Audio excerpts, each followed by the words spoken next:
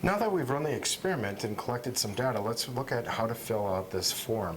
We're taking a look at the absolute zero lab, and we boiled up a column of air, and then we allowed it to cool. And as it cooled, it brought in a certain volume of water that let us know how much gas that occupied at a cooler temperature. So we took a look at this flask, and while we were boiling up the air in there, we found that the temperature of that to be 97.2 degrees Celsius. Okay, we then took that flask and we put it right immediately into a cold bucket of water while sealing it off, so we didn't lose any air in the process. And we found that once things had normalized, we found that bucket of water to be at 23.1, and that's what we would assume the gas itself, once things had settled and normalized, the gas itself will be at 23.1 degrees Celsius. Now, as it was cooling down, water was rushing into the flask. And so once that had taken place, what I did was I took the stopper off and I measured up how much water was drawn in. We found that to be 22.2 milliliters. Now that was important because I have to figure out how much was in the entire system in the first place. Now the flask itself reads 125 milliliters, but that only goes up to a certain point, and there's certainly more volume within the neck and also the glass band and everything else. So I had to fill the entire flask up, including that glass band, get it right to that point where the stopper was, and I found that the entire system actually had a volume of 140.4 milliliters. Okay, now we have to do a little bit of deduction here. Since this hot water, or hot air I should say, was at 140.4 milliliters, and I cooled it and it brought in 22.2 milliliters, I can assume then, or I can figure out, how much that gas occupied at 23.1 degrees Celsius by subtracting these two values right here. And so if I subtract those two, I found that this cooled air, that's the water temperature air, we found that that was a volume of 118.2. Okay, so let's put this into our data table so it's nice and easy to work with. Here is my V1. My initial volume was 140.4 at 97.2 degrees Celsius. Okay, so that's my V1 and T1. Now, when it cooled down to 23.1 degrees Celsius from here, and I found that the new volume was 118.2 milliliters. Okay, now the point behind all of this is to use these data points to extrapolate the line down, to keep on going down the line to find, based off of these values, what would my absolute zero be in degrees Celsius. So we're going to graph this out by plotting the points of V2 and T2, V1 and T1 on the graph paper.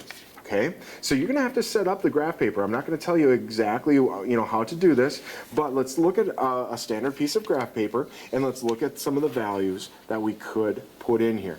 Okay, now we always assume on a graph, because that's how most of them are set up, that this down here is going to be a 0, 0. Well, that wouldn't actually make sense because I'm looking for absolute zero in terms of degrees Celsius. Absolute zero is a value of negative 273. So if I stop at 0, my graph would be down here somewhere because it's going to go off the paper. So I have to be careful with that. If I'm setting up my x-axis, let's do that one first. My x-axis is the one going this way. This is going to be my volume. And it's going to be in milliliters, okay, because that's the data that we collected.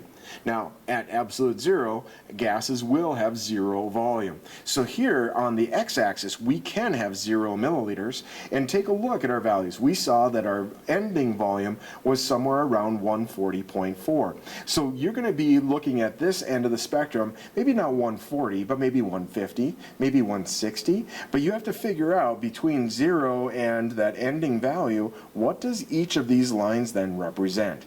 Does it represent 5? Does it represent 10? What is it? And what can we do to set this up so that it's going to have a really representative value, ranging from 0 to maybe 150? And again, maybe this is 160, maybe this is even 170 or so on, but you have to figure out what is the value of each of these lines and commit to that before you plot in your points.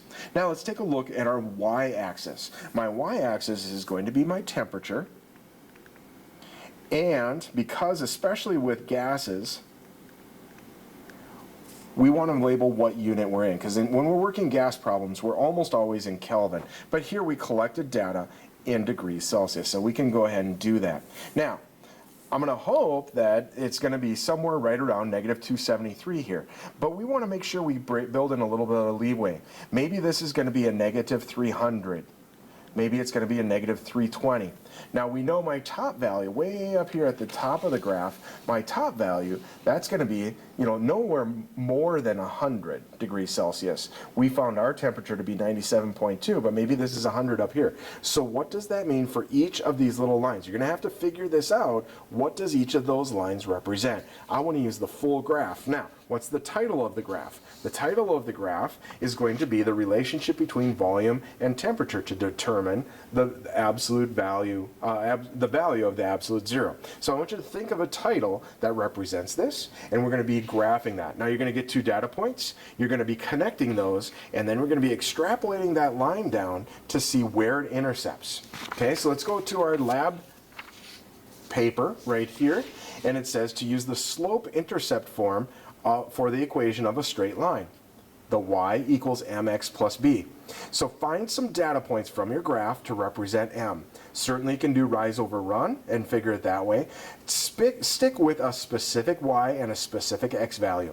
We're looking for our b. This is what we're actually looking for, is that y-intercept. So given a y value and an x value, find your slope. You're solving for b. So that means that we're going to subtract, we're going to multiply these together, subtract them on this side to find what is this. Now you know this is supposed to be a negative value. Okay, we're going to get somewhere around a negative 273, but I want, based on the data collected, I want to see your work in this spot right here to find that value for your b value. I want you to record that here from the data. Okay, knowing that the absolute zero is supposed to be negative 273, notice we just used regular old lab equipment that we find in the basic chemistry lab.